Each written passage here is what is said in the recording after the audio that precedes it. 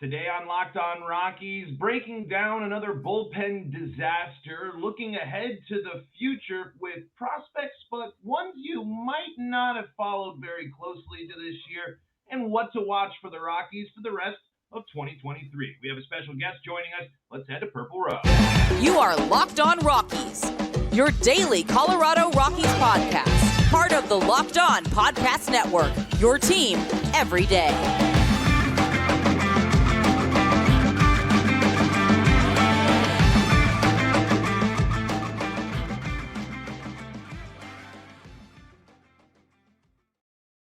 Rock on Rockies fans, welcome into the Locked On Rockies podcast. And today's episode is for the 23rd day of August. Pretty crazy to already say that, honestly, but thank you so much for making us your first listen of the day. We're free and streaming on your favorite streaming service. We're also on the Locked On Rockies YouTube channel.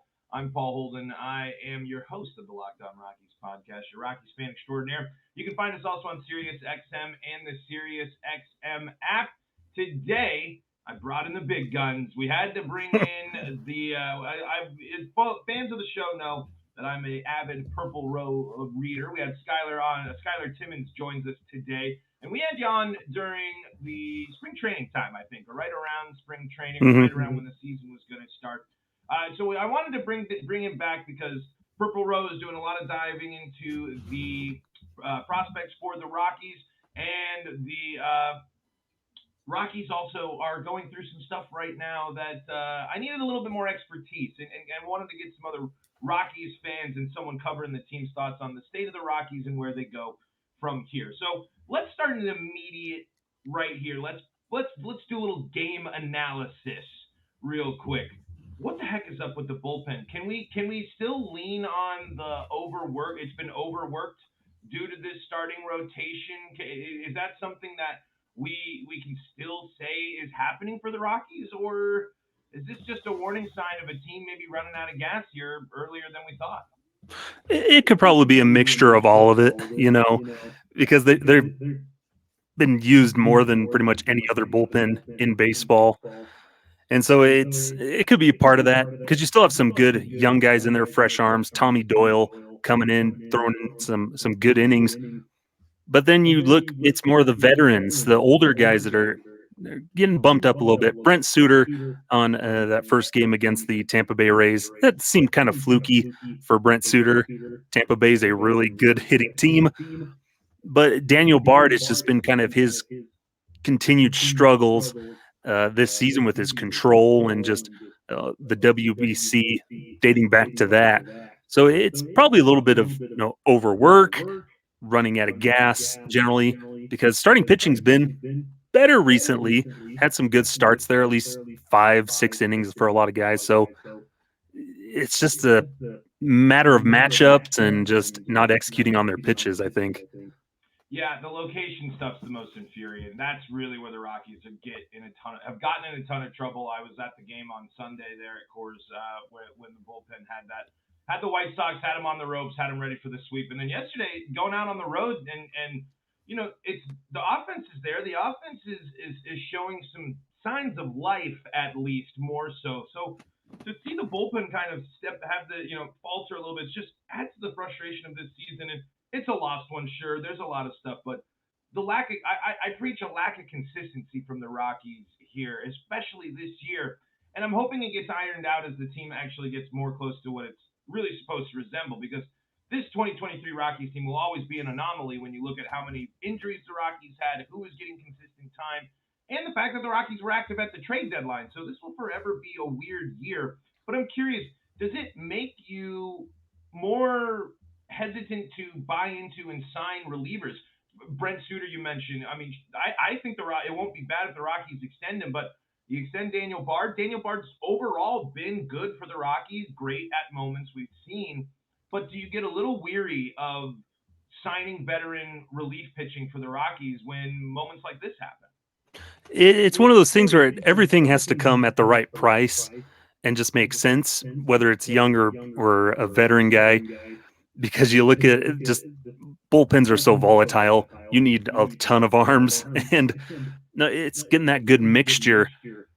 of veteran guys that can have success, but aren't costing you a ton. Like Brent Suter this year has been perfect in that Rockies bullpen. But Daniel Bard, he's making another almost $10 million next season. And he's going to be, 39, 40 years old.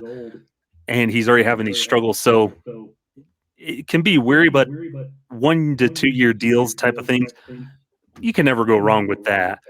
But it goes back to just how the organization approaches everything, how these guys can execute, and how they can help them reach that next level where they are consistent and effective out of the bullpen.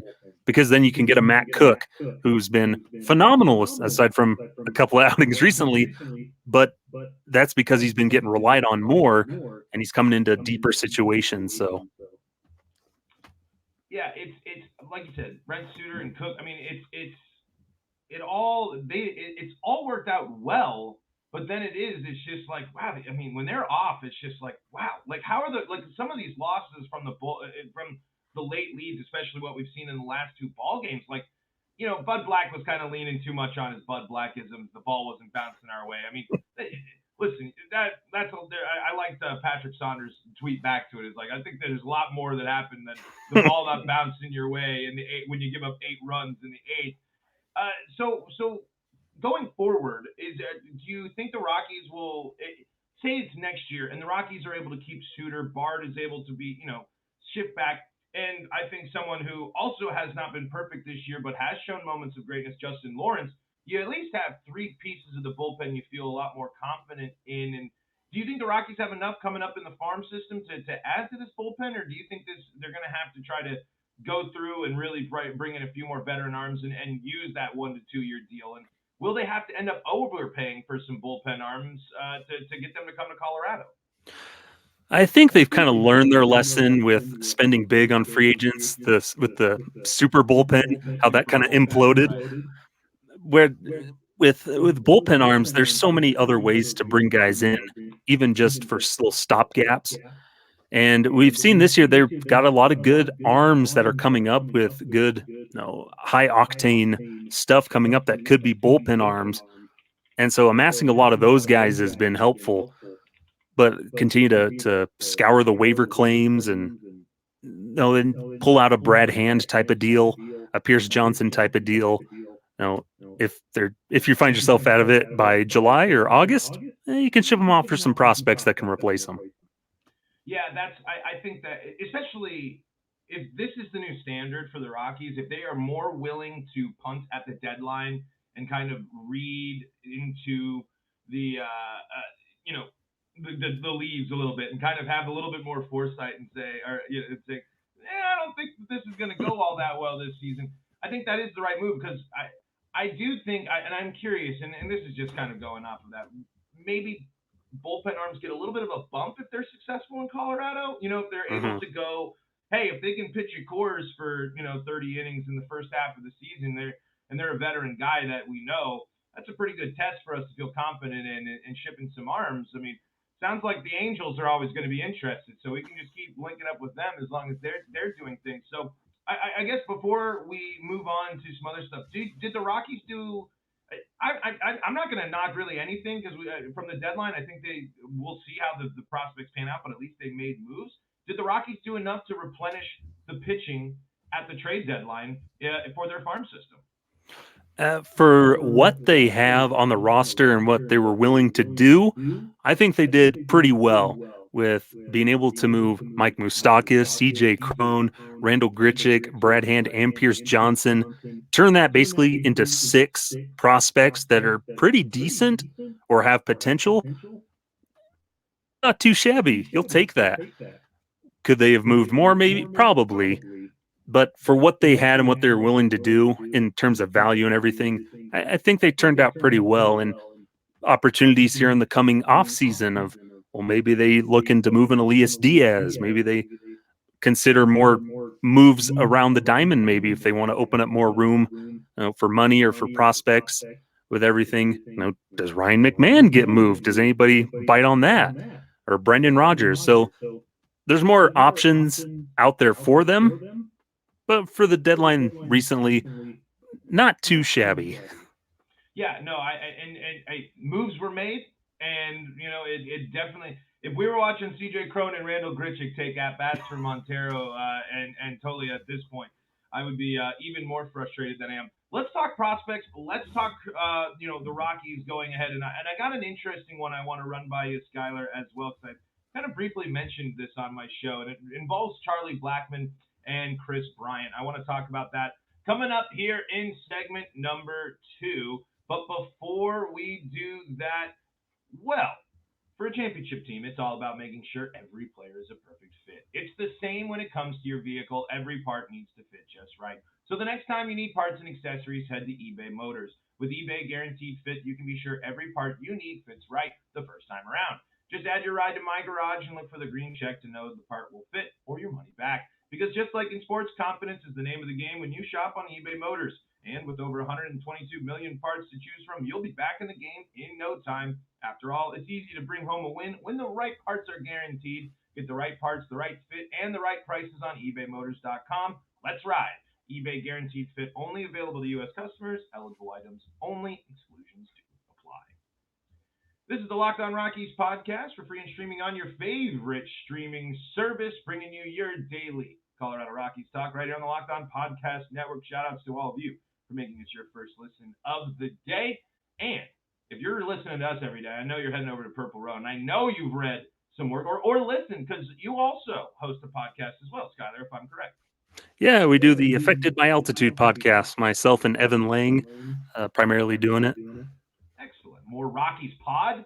And I mean, these guys are the ones I like to look at myself. I'm the fan guy. I kind of feel like I'm way more of a guy from the stands, an armchair quarterback type of person, building my analysis. But y'all over there, you're digging in, you're doing the journalism, you're looking and you're covering the team, the real deal. So we appreciate what you do, and we appreciate that we have Rockies coverage, because you don't always get that stuff, especially anymore. And Skyler, tell us about some prospects we need to know about for the Rockies. That we know there's a lot of young guys on the team already.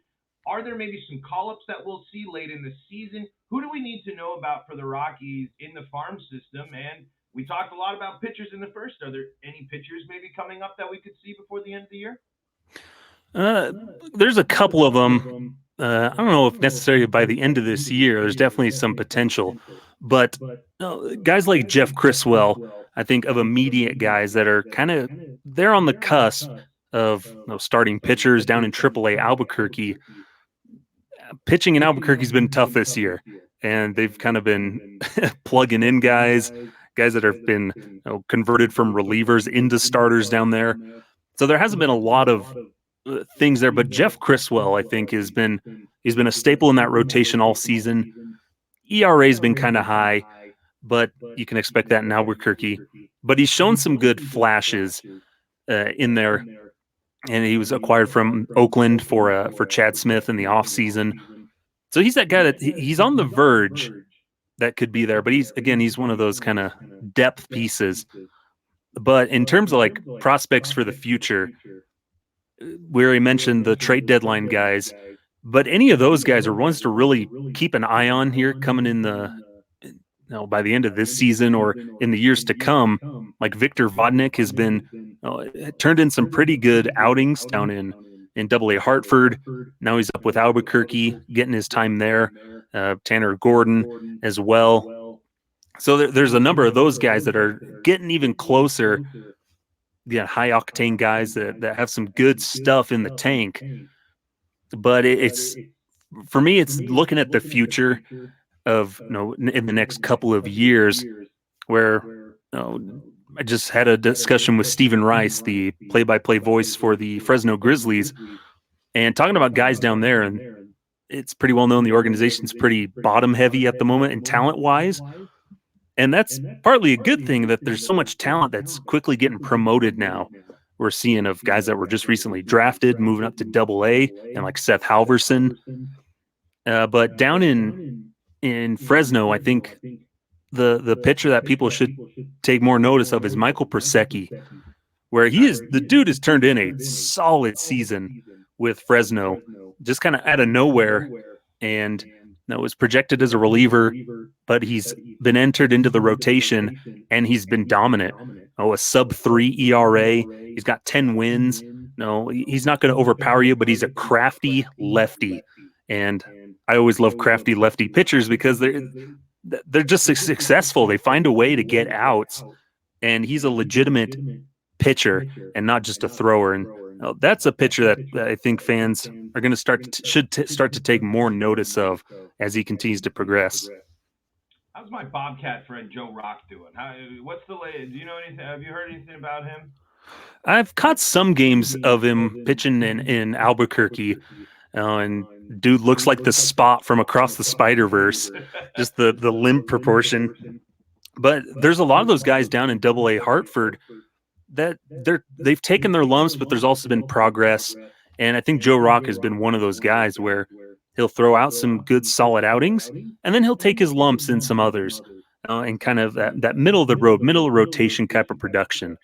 And I'm still pretty high on Joe Rock. I'd love to see him take that next step up in his development, but I think he's hanging in there. He's been a staple down there in Hartford. Yeah, I'm excited. I'm excited to see it from my alma mater. So always it was very exciting when they drafted him. So I'm curious. I mean, most of the big name position player prospects are up with the team outside of Zach Veen, who's out for the season, and probably Drew Romo, I'd say. I know that there's a guy at Double-A tearing it up. And so are there position players that we should keep an eye out here for the Rockies outside of the ones that are already up? And then I want to talk outfield, but let's focus on these other position players here first. Will we see anyone else make their debut, or the Rockies do you think the Rockies are going to stick with this young core that they're running out right now here, matched with, two of their biggest veterans coming back here at this point in the season? Yeah, I think the big one that everybody's keeping an eye on right now is Hunter Goodman down in AAA, Albuquerque. Dude just won't stop hitting home runs. It's kind of like what Michael Toglia did. To hit more home runs. Yeah, it's kind of like what Michael Toglia did last season when his brief stint in Albuquerque. But Hunter Goodman, first baseman, catcher, and he's got power to boot, natural raw power. And that one that seems to be the one that's on the cusp of getting the call up at some point here, maybe for September. What you do to get him onto the roster, I don't know, but he seems to be one he would be the position player, I think, that's getting that call sooner rather than later this season, because a lot of those other guys are kind of just on the cusp or just not quite ready to get that call yet. Or frankly, blocked. I mean, at this point, every young guy the Rockies are putting out there, you need them to, because those at-bats are critical at this stage. Montero needs to be in the lineup every single day, in my opinion. Toglia needs to be in the lineup at least every single day. How do you feel like the Rockies are handling their development now at this stage? I mean, there's plenty to be concerned with in the past, but I'm talking right now. How confident are you in the Rockies building this foundation of youngsters? Headlined by Ezequiel Tovar is legit, man. He's a stud. Yeah, they're doing better now than they have in the past, and part of that is because their hand was forced this season to start playing guys. The blessings in disguise were the injuries to so many of these guys. It forced their hand of, we need to actually play these guys that are on our 40-man roster, give them time. And it's best to do that now so you can see what you have in them. If Montero and Toglia don't pan out, okay, let's move on to the next guy in line instead of just kind of dragging them along on the bench for years that they've done with other guys. So they're doing a lot better with giving these guys playing time. Nolan Jones has established himself as an everyday player now, which is awesome. Brenton Doyle, his defense has forced them to put him into that lineup every single day. Tovar, the same thing, legit.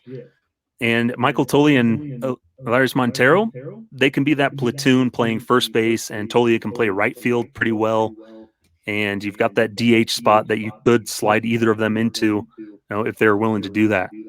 But it's encouraging to see them put guys through the ropes now instead of just waiting around and maybe giving them an at bat once or twice a week. Yeah, I mean, at this stage, it's I'm not trying to knock anybody here, but I see Evan tweet about it all the time. Your co-host and a coworker there at Purple Row. Why is Jurickson Profar taking these at bats? Why is Harold Castro taking these? And it's true. I mean, those players really don't do much. So I'm curious. Do you think the Rockies are going to be able to see some signs of hope? My biggest concern so far with the young guys right now, the strikeouts. It's just and I know they're early, but it's the Rockies in general have a strikeout problem. But the rate the Rockies strike out and the amount of double-digit strikeout games the Rockies have had this year has been maddening. Are you as concerned about the strikeouts as I am? Yeah, absolutely. Because a lot of these guys, it's not bad when they're down in AAA. Say, like Montero has been pretty decent, patience at the plate when he's down in Albuquerque. Same with Tolia.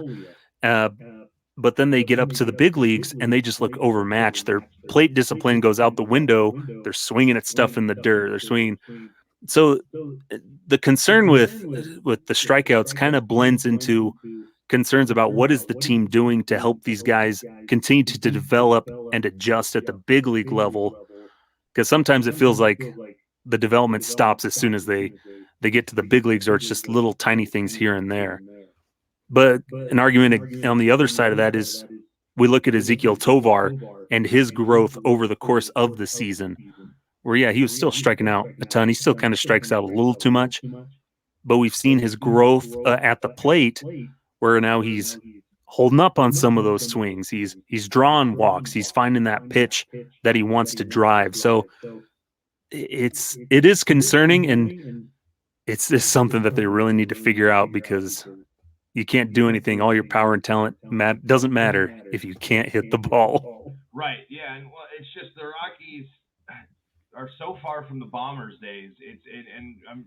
I just need to see those two guys start hitting more home runs, or just hitting for power, because I cannot lie. I thought this was the season of Montero, and it just unfortunately has not panned out. Not just up to him. I mean, he's done his job at AAA. It's just been the way the Rockies have handled it and the way the opportunities have gone. But it's good to see some improvement in some areas. And like you mentioned, Tovar improving. Brendan Rodgers' last season was really encouraging to see him able to do that. And it's really good to see this. I really love seeing the McMahon, Rodgers, Tovar infield. But it's a good point by you earlier there. Is that going to be the long-term situation? We'll talk about that. I want to also propose my outfield the logjam is real in the outfield, and there's one glaring issue there that we got to talk about, and just other things to watch for the rest of 2023. We'll do that coming up in segment number 3. This is the Locked On Rockies podcast for free and streaming on your favorite streaming services, and we are on the Locked On Rockies YouTube channel. You can find us on SiriusXM and the SiriusXM app as well. That's where you can also find your Colorado Rockies play-by-play. Just search Locked On Rockies or Colorado Rockies. You'll be taken where you need to go there on the SiriusXM app. Skyler Timmins is our guest here today. Purple Row, Affected by Altitude podcast, and Rockies fan extraordinaire as well. I mean, you get the title as well. I've been thinking about this a lot, especially since his return. I think the Rockies should extend Charlie Blackmon. Am I crazy in this and have him primarily DH? But then when I think about that complicates the question when Chris Bryant eventually returns to the lineup, because aren't we expecting Zach Veen to be on the Rockies next year in 2024? I mean, in reality, for me, where does Chris Bryant start finding his way into these conversations? Because can we punt? I mean, can you punt from Chris Bryant? I don't think you can. No, it's a really tough contract to move now. And the thing is, he is a man without a defensive home, because when he's healthy and in the lineup, Chris Bryant hasn't been terrible. The power hasn't been there. That's the biggest concern. He gets on base, certainly. He can lash out, hits a lot of really nice soft liners into left teams, but the power is a big concern there. So, I mean, can you really commit to Chris Bryant being your DH? Yeah, that's the tough thing, where if you keep him around, which you probably will have to, No, there's been those conversations Bud Black has mentioned of when he comes back, potentially by the end of this season, he gets some time at first base. And personally, that's where I would see him long term, since you're stuck with him for another 5 years. First base just kind of seems like the natural home, and DH.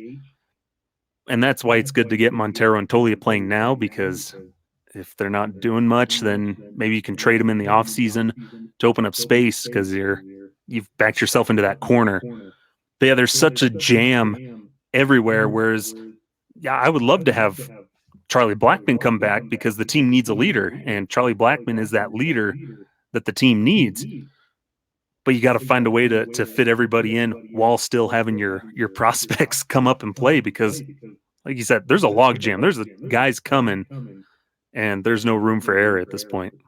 Yeah, and I mean, and I think that I think it's most likely Charlie Blackmon comes back to the Rockies. I'd be shocked if he goes somewhere else, but there might be a team. I mean, the guy has proven since his return from the IL, the bat is still there enough, but it's going to be dipped. I'm not ignorant of the fact that we have seen Charlie Blackmon, the dip in performance, but he's still capable of batting and making an impact at the major league level, and he's the right type of guy to have for the Rockies in this situation. But at the same time, next year it seems like Charlie Blackmon and Chris Bryant would be the prime take time away from the guys that we need to give playing time to, and that would complicate things, because I don't know. I would be pretty disappointed if Tolia and Montero don't pan out, and the Rockies just put Chris Bryant at first base. I guess if he gets in the lineup, he's good at first base, and he contributes to the lineup, and he contributes to the offense. Sure, I'm excited, but I don't know. It's going to take a lot for me to really build a lot of confidence back in Chris Bryant over hopefully building for the future, because I'm not going to lie. If Montero doesn't pan out, man, the hard pill to swallow goes down even harder, I think, there, even 3 years later. Yeah, absolutely. And it's the less that Chris Bryant plays, the worse that signing continues to look. And Austin Gomber's really the only piece of the Nolan Arenado trade that has panned out even just a little bit. And so there's this jam, and you got to figure signing Chris Bryant's just create all kinds of problems. Yeah, I mean, it really has. It's also locked up money that you don't have to pay other people. So do the Rockies move any other veterans? What do you think the offseason of this year looks like for the Rockies? Do you expect a Rogers or a McMahon to be moved? I just don't know if I have a lot of confidence in the Rockies wanting to move away from what appears to be an infield that could have 3 Gold Glovers in it, or Gold Glove candidates in it. Yeah, absolutely. And I'm kind of in that same park where somebody would have to come in with a really good offer for, Ryan McMahon. But the Rockies are going to be hesitant to move those guys because they like their consistency. These are guys that Bill Schmidt selected and scouted. He's going to want to keep his guys in that lineup and on that roster. So it just kind of creates this slow movement where if they're going to keep the guys they have now, then you got to start trimming the fat on some of those position players that are on the cusp, that are good prospects. Trade them for what you can, or get good pitching back, get big league ready pitching back if you have to. You got to make moves. You can't have your cake and eat it too, which is something the Rockies have always tried to do. Yeah, that's been I think the definition of there. Because I'm not saying, I don't think 24 is a winning season for the Rockies. I don't think it'll be this bad as it is this year. So what are you watching the rest of the season? What do you have your eyes on here as the Rockies go through an incredibly difficult stretch of the season, and basically lining up against only playoff teams for the rest of the way? What are you keeping your eyes on and focused on here for the Rockies for the rest of this season specifically? I think specifically it's just looking at how the continued progression of these young position players, and how are they adapting? How are they doing? Are they continually going into these huge slumps, or are they making adjustments bat to bat against? They're going to be facing some really good pitching and really good hitting. Now, and we saw them against the Tampa Bay Rays, they put up some good at bats.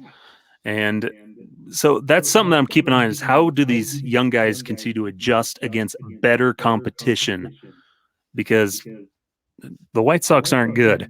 And so them pounding the White Sox doesn't do much for me. But them competing with the Tampa Bay Rays, now that's something I can look more into and get excited about. So that's what I'm looking for, is just how do these young guys progress? How are their at-bats looking? Are they adjusting? Are they adapting? Or are they just striking out every at-bat?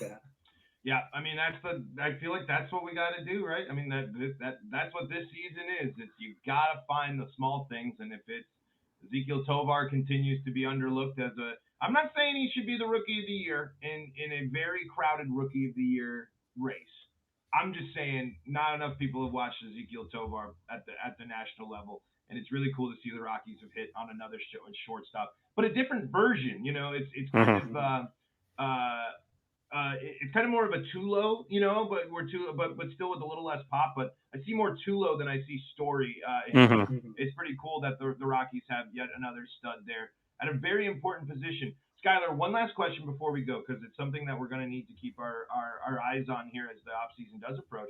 Does German Marquez pitch for the Rockies next year? No. It's a tough one. With that Tommy John surgery, it's a $16 million team option for next year. I don't know if they decline that, try to re-sign him that way so they can kind of put more money on the back end and not have to pay as much for next year while he's recovering. That would be the only scenario I see. Man, that would be tough. So close for him. I mean, he would be the number one pitcher basically, like in most Rockies stats if he actually pitched this year. And man, it'd be tough to see him go, because I think Herman's going to make a team happy. I think just like John Gray's making Texas happy, I think Herman can do that. And I think one thing for Rocky starters is they have been inconsistent, but the offense has not backed up Austin Gomber and Kyle Freeland this year the way they should have. But we'll see this, because that Rockies rotation. I mean, you got Senzatella too. How are you going to handle him coming back? All the questions still remain for the Rockies, but unfortunately, we don't have time to answer them all. But Skyler Timmins and his company of great Rockies coverage there over at Purple Row. Skyler, where can they go to find you, your work, everything you guys are working on, and what do you want people to know about? Yeah, it's mostly over at Purple Row. I write the Wednesday Rock Piles. Most recently wrote one about Skyler Messenger, another prospect down in Fresno who's having a pretty good season. But you can find me on Twitter, or whatever it's called now, X, at sideline_crowd. I'm on some of the other ones, but nothing's really happening on them, so we'll just stick with Twitter at the moment. Yeah. And you can find go for it. And then you can also follow us at Rocky Mountain Rooftop. That's Rocky MTN, ROCKY MTN Rooftop. That's where you can find the podcast stuff. Affected by Altitude, my Every Rocky Ever podcast, and all kinds of stuff there. The illustrious Every Rocky Ever podcast. And, I was thinking the Jorge Alfaro episode will be a really interesting one there. But, Skyler, thank you so much for your time. And, folks, you can find the Locked On Rockies podcast on your favorite streaming services. If you subscribe to the YouTube channel, I thank you a ton. And until next time, this is Paul Holden saying so long from the Locked On Rockies podcast.